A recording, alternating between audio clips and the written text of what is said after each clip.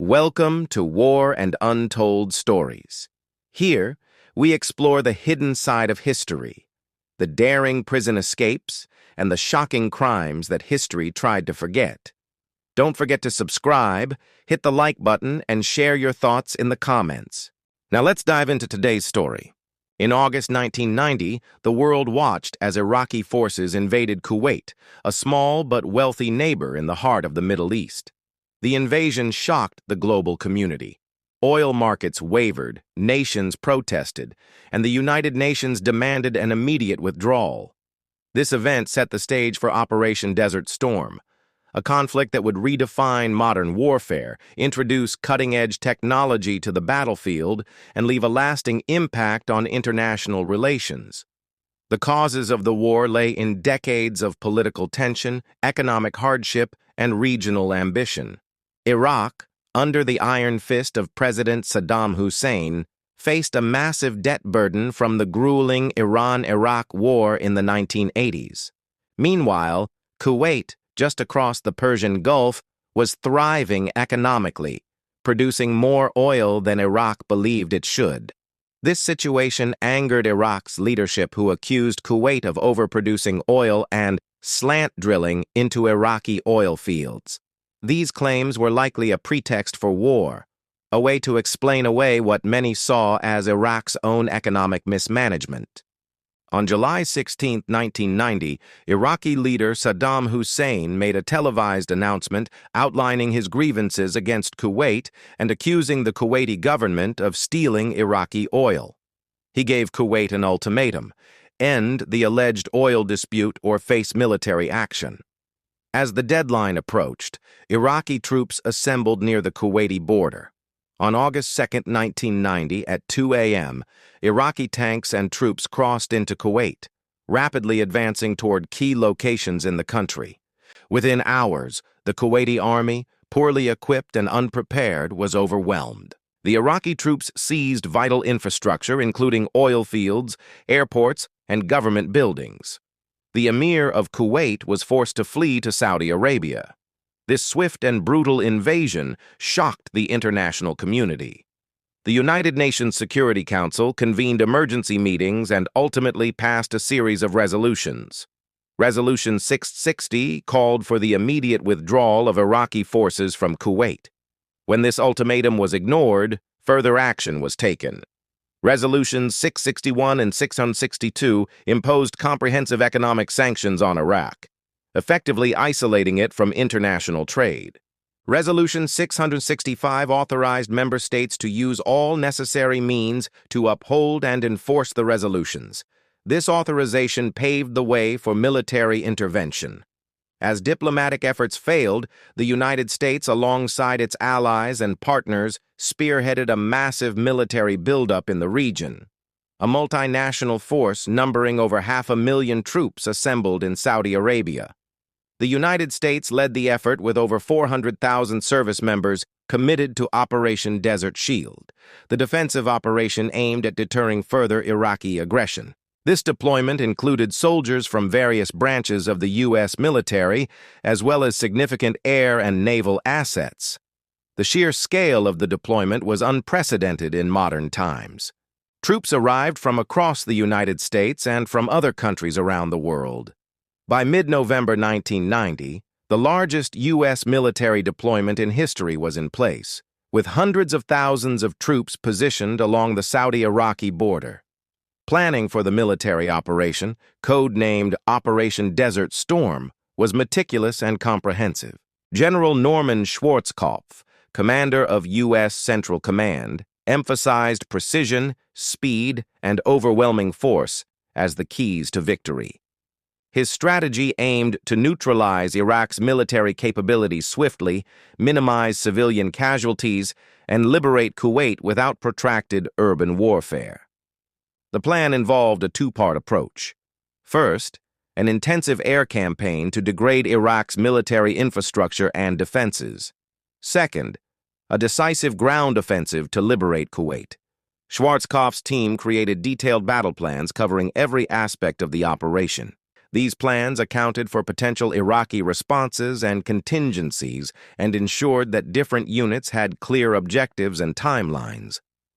Schwarzkopf understood the complexity of the operation, coordinating among multiple nations, each with their own tactics and equipment. On January 17, 1991, the air campaign began. A massive coalition of aircraft, including fighter jets, bombers, and transport planes from numerous countries, participated. The air war was intense, with coalition aircraft flying thousands of sorties daily, dropping massive quantities of bombs, and launching countless missiles. Stealth aircraft, like the F-117 Nighthawk, played a crucial role, penetrating Iraqi airspace undetected and striking high-value targets. The use of precision-guided munitions ensured greater accuracy, minimizing collateral damage. Iraqi air defenses were quickly overwhelmed. By the end of the air campaign, hundreds of Iraqi aircraft were destroyed and their air force rendered ineffective. But perhaps even more important was the suppression of Iraqi air defenses. This minimized risks for coalition aircraft and enabled them to operate freely across the theater of war. Additionally, the coalition's dominance in the skies allowed for extensive surveillance of Iraqi positions and troop movements. Real-time intelligence gathered through satellites and drones informed ground operations, helping commanders make informed decisions about troop deployment and timing of attacks. Coalition forces faced some challenges during the air campaign. One notable incident was the loss of an American F-18 to friendly fire. Such incidents, while rare, were a reminder of the complexities of such a large and diverse military coalition. Despite these challenges, the air campaign achieved its primary objectives, significantly weakening Iraq's military capabilities and paving the way for ground operations. The air campaign was also notable for its technological advancements. The use of precision-guided munitions, night vision capabilities, and sophisticated electronic warfare tactics showcase the evolution of warfare into a highly technological domain. After 6 weeks of intense airstrikes, the ground assault began on February 24, 1991. Codenamed Operation Desert Sabre, the ground campaign was short and decisive. Coalition forces, primarily American, British, and French troops, advanced rapidly across Kuwait, encountering minimal resistance. By February 27th, coalition troops had advanced over 100 miles and were closing in on Kuwait City. Iraqi forces, depleted and demoralized after weeks of airstrikes, offered little resistance. By March 3, 1991, Kuwait City was liberated and Iraqi forces were in full retreat. A ceasefire came into effect on March 4, 1991, marking the end of the war. The coalition had achieved its objectives. Kuwait was liberated and Iraqi forces were driven out. The Gulf War was a pivotal moment in modern history. It marked the first time that a truly global military alliance was formed to counter aggression. The conflict also showcased the growing importance of multinational military cooperation in an increasingly interconnected world. The war was unique in many ways. It was the first major conflict of the 21st century, setting the tone for future engagements. Technologically, it was a showcase of precision-guided munitions, stealth technology, and satellite reconnaissance, demonstrating a shift from large-scale conventional warfare to more targeted and technologically advanced forms of conflict. Perhaps most significantly, the war was a testament to the impact of media and technology on modern warfare. For the first time, the world witnessed war unfold in real time through 24-hour news coverage. This experience shaped how people perceived and understood modern conflicts. Despite its decisive nature, the Gulf War did not resolve all underlying tensions in the region.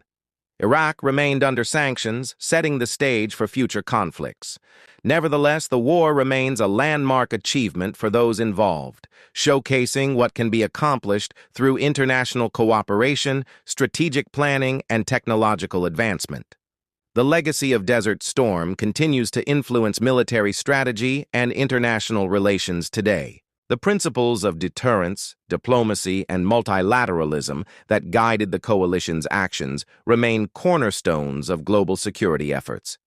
The technological advancements displayed during the war ushered in a new era of warfare, one that emphasized precision, speed, and adaptability.